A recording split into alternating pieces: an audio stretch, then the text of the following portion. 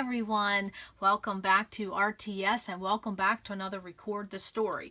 Now today we're going to do something a little different because you know me, I'm always changing things up around here. But a few days ago I was doing a start to finish video, and within that video I was doing a little paper tearing tutorial, and I had just used scraps for that tutorial. And as I was putting things away, and even while I was doing that video, I had noticed this color scheme, and I thought, how pretty would that be to play with? So that's exactly what I'm going to do today. I'm going to work with a color scheme. So of course, you know, I have some photos in mind, but I have no kit, I have no sketch, I have no supplies pulled out, okay? I'm working with a color scheme. So I wanted to show you how I would do that and how you can do that if you want to play with a certain color scheme. Because honestly, the other day I was unloading my dishwasher and I saw some coffee cups sitting beside each other, and there was 3 of them, and it made such a great color scheme. And I took my camera, snapped a photo, and I thought, I'm going to play with that color scheme someday soon. So as I was putting this away, I thought, wouldn't this be nice to see if I could challenge myself to use these scraps and this color scheme? So that's what we're going to do today. Now I have a photo and some smaller photos in hand, and of course we got the cute factor here because we have some puppies. Yes. So that will be fun. So when I saw this color scheme, it made me think of this photo, probably because I had only printed this about 3 weeks ago, so it wasn't that far in my memory bank. So that's what we're going to do. I don't know why, it just made me think of puppies. I guess because of the chocolate brown, because my brother sends me photos of the puppies that he breeds and raises and sells and whatever that entails. And so I guess because he sends me so many photos of puppies, I always think of this chocolate brown. When I see this chocolate brown, I think of those puppies, and I save every one of those photos. It's too cute. Okay, so I wanted to show, since I'm working with a color scheme, what do I do from here? Okay, I'm not going to pull a sketch. And why is that? Because I'm using scraps, and I will let this dictate, and I almost have to. I have to let this dictate basically what my design's going to look like. And so then my color scheme is this chocolate brown and this jadeite / mint green. So what do? Okay, well, I don't want to rifle through a bunch of supplies and come up and see if I can find something doggy themed. That's just not how I do it. So I went and simply pulled my brown color drawers. That's what I did. And then I also pulled my green one. Now, I know for me that my jadeite green is not in here, but I wanted to show how do I know that. Because I have a note in here that says mint green and lime green in your color box. Because I don't have room, okay? Because in my green category, I have to separate the 3 shades of green that I use most, which is lime green, like a Kelly green, and then also to my jadeite green. I keep those 3 colors separated because I don't want to look through 85 things to get the 10 that I need. Okay, so that's what I decided to do. And so I just pulled out my color box, which is just my photo box, you know, just that. And then I just pulled my jadeite green, some lump and bump, and also, excuse me, I need to get a drink. And also some die cuts and stickers and that type of things, okay? There's even a couple buttons in there. So that's just what I pulled.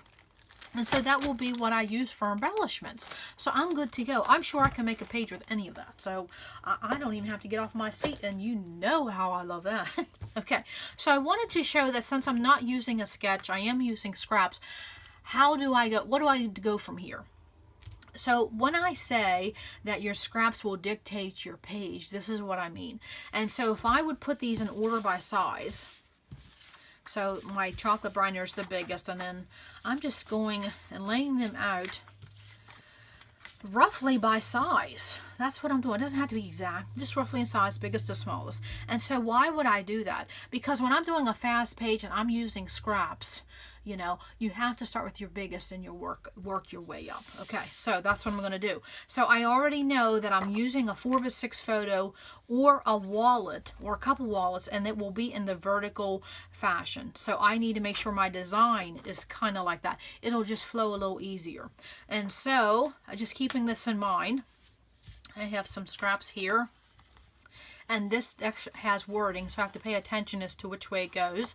And this has paper tearing. So we're just going to, okay, I think we could just simply do this. Because remember, I could only just do this 4x6 photo. And I also know this text right here says make good things happen. I am not using that color and I'm not using that sentiment at all. So I know I have to make sure my photo is going over that way. So I could absolutely slide this over a tad. However, okay, what else do I have? Well, I could honestly do that. Maybe. I'm not really liking that. But I also have this gold foil. Okay, here we go. Okay. And for me, when I use vellum, it has to go underneath something because that's how I adhere it. Okay, so now what could I do? I honestly could shift all this to the left, or I could shift it all to the right, or I could put it all in the middle. Okay, and that is 4 scraps and 4 different colors, and 4 different patterns and 4 different sizes. And look, I even have paper tearing already done. Oh yes, sign me up. Okay, so that is probably exactly, oh yes, there we go, we have a page done. Yes, we have a page done. Now I may shift this to the left, I may shift it to the right, but that is my basic page. And I didn't even have to pull out a sketch, I didn't have to think, I just used my scraps and I left the size of my scrap dictate my page design. Okay, now I could use these as fillers, or I could use them as embellishments, or I could be done with them. We'll see how my page goes. A lot of it's going to be determined if I decide to go with a couple wallets. Maybe I'll even make a photo collage. I mean, look at these puppies. You just can't get anything better in life than some cute puppies. No, I mean, honestly, puppies by a fire, you can't beat that. So, and plus I probably have to get a little bit of info from my brother, what they even are. All I know is they're cute. Okay, so then that is what I would do. I will come back with my finished page because I don't like to spend a lot of time gathering supplies. I don't like to spend a lot of time figuring out how I'm going to use them, but I do like to sit and create and make my clusters and my title and just have fun with that. So I will come back with a finished page with some cute puppies. Okay, I shall return. Okay, I'm back with my finished page, and not only is it a finished page, it was a fast page, because honestly what I used was scraps, and then I used my color drawers, and that was it. I only had to pull one thing, and I'll talk about that in just a minute. So what I did was I absolutely left those scraps as we had placed in the last episode, and I just layered things on top of it. That's all I simply did. Yes, and so when you have scraps like that, start with your biggest and build your way up, and that's what I did. And so my background design is really only 4 scraps. That's it. And then of course I took my photos and I decided to go with wallets, and I matted those cute little puppies on that white cardstock because I wanted to cover up that red text. And then I simply just layered, I put a photo corner and I did a couple layer stickers and an embellished stickers, and then just left over pieces that were from other pages in the past, and then I just used my color scheme. And that is what this layout is about, is the color scheme and scraps, because I didn't have a sketch, didn't have a kit, didn't have a designer's collection pack, nothing. It was scraps and color scheme. And so sometimes I like to challenge myself to do that. And then also too, within my brown color drawer, I had a couple pieces of these big wood veneer because they don't fit in my wood veneer drawers, and so I put them in brown because to me wood is brown, and so that's where I put them. And so this goes with saying that it doesn't hurt to break up your embellishments and have it in different places, because as I pulled this out and saw this, I saw these 2 big pieces of wood veneer, and one served as my title for this page. So again, I didn't even have to go pull an alpha, so that was quick. And so then what happened was, since I decided to use this best ever for my title, I made sure I pulled in another wood veneer. And then how I brought in my theme of puppies is I actually went and pulled a wood veneer drawer. And this is the one I have that just has little animals. They're like barnyard animals. Well, there's an elephant. You wouldn't find that in the barn, but hey, that's my little animal drawer. And so I had one puppy in there. Now, this is a jelly bean soup wood veneer puppy, and half of it was orange.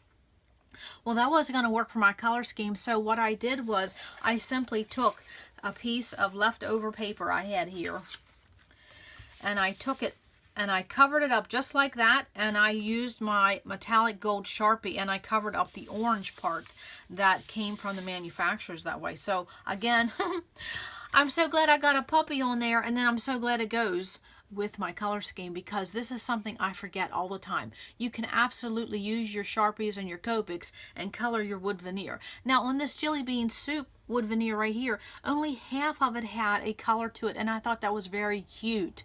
And so that is something I don't think I ever would have thought to do on my own. And then I don't even think to break out my Sharpies to make wood veneer to match my color scheme. So that's another tip that we keep forgetting to do. At least I keep forgetting to do that. And that's why I purposely bought a navy a navy Sharpie, so I could always have navy somewhere floating around in my embellishments. So, but I love these metallics. Okay, and this is gold, a gold metallic, and then I don't have to stand there and hold that. Okay, and then I also too have a silver, and then I have a bronze, and these are metallics. You can buy them as a set, or you can buy them individually. I have seen them at Walmart.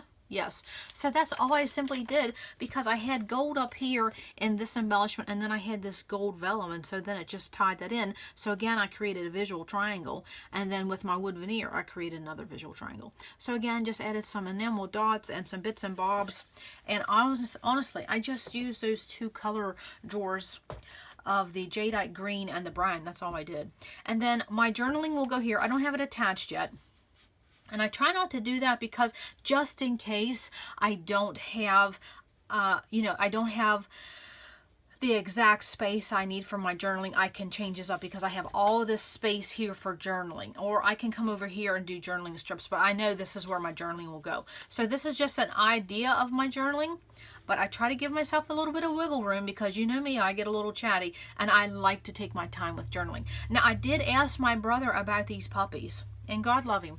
He treats his puppies better than probably some people treat their own kids, but he treats them so well. And these are called red bone coon puppies, okay? If that would make sense to anybody. But yes, he treats them so well. I love when he sends me photos of these puppies. And so then, of course, with this page, I have a band design. Okay, and I'll talk about that in a minute. And so that means everything was centered in the page. And then without this dark brown mat, I thought it seemed like a little lost, and it seemed like everything was kind of wanting to slide off the page. So I did add the addition of this textured basil brown cardstock as a mat, because it just seems for me, I'm in that season of matting my photos and then matting my layouts. I don't know, it's just something I'm doing right now. You know how we get into seasons about that. And then of course I added 2 more photo corners at the top, and I didn't add them at the bottom because what I did was when I cut down this white mat, you know, you have these leftovers. I use these leftovers a lot on my page, and so then I came down here and I used it as a grounding base for my page. And so they're just those two pieces two scraps I had cut off, and I just layered one on top of the other, and I added a little bit of a banner piece, okay, again to get in my visual triangle. Yeah, I'm always about trying to get that visual triangle in, because then it helps you decide what supply to do. Absolutely. Okay, so what do I have for my notes here? Okay, well now this is what I would consider a fast page. And so I think this was ended up, if I timed myself correctly, because I stopped and started, I think it was like 37 minutes from start to finish. And to me, that's a fast page. Now, I don't have my journaling, but then I don't time my journaling because that's my story. I don't rush that. And so why is this a fast page? Because I have no techniques and I have no tools. Everything was just from bins and glue. Yes. Now, speaking of glue, okay, on this one simple, fast page, would you believe I had 4 different types of adhesive? Now, of course, I had my ATG, and then I used my Scotch Quick Dry, and then I used my mono, and then I used this. So you see, sometimes just on a simple page, we have 4 different adhesives. That's why we have to have so many, because of all the different type of supplies. Because of this wood veneer, it's kind of a little dimensional. Had to use my glossy accents because I want stuff stuck. And then, of course, my Quick Dry for my corners and things like that. And then this liquid. I use this liquid a lot when I'm doing these little small strips and things like this. And the reason I love this is because it's not quick dry, and then it gives me time to wiggle this back and forth in case I don't have it lined up. Because these small strips right here, I just can't use an ATG gun for that. No, I have to use a liquid glue, and so I use this mono for that. But those, other than my ATG, this is my arsenal of adhesives, my ATG and these right here. I would never want to do without them, okay? And I'm trying another glue, so I will hopefully have a review on that coming up. Okay, so what else do I have? Okay, so for the wood veneer I showed you, we keep forgetting to use these Sharpies, so we can't forget even, I mean, look at this puppy. It's only half colored in with that metallic. I love that. I have to remember to keep doing that. Okay, and so then I think that was all I needed to say other than my leftovers, which would be these scraps here. Now, what will I do? Well, these two bigger ones I will keep because I have a project coming up using some smaller scraps. Hint, hint, wink, wink. So keep those smaller scraps. These will absolutely, well, I don't know. A couple of those I will just throw away. Okay. And then also to my leftover photos, I did myself a favor and every one of them already has the date on the back. And so then I already know when I go to use them again, the date is there. I mean, yes. Now, why did I not decide to go with this big one? Because someone would ask me that. The reason I decided not to go, because, you know, even though using an iPhone to take photos or smartphones is a great way to get photos, and I think people take a lot more because of that, because their phone is always attached to their hip. But for me, I think sometimes they get grainy, and so that's why I use two smaller. Okay, and even though it's the same image back to back, it gives you the feeling of one photo because of how I matted it. And so sometimes when it's an iPhone or smartphone photo, I think the smaller is the better as far as quality. And that's why I decided, because it's just, even though this is cute and it's bigger, it just looks a little too grainy. This looks, you know, a little bit more clear.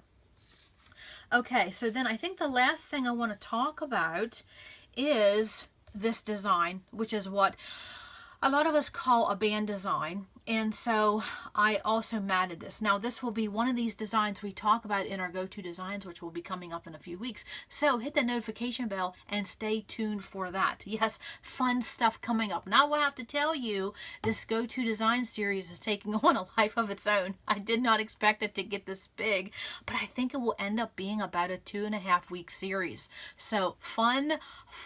Yes, I'm working on that. It's taking a bit for that content. Okay, so that's all I have for today.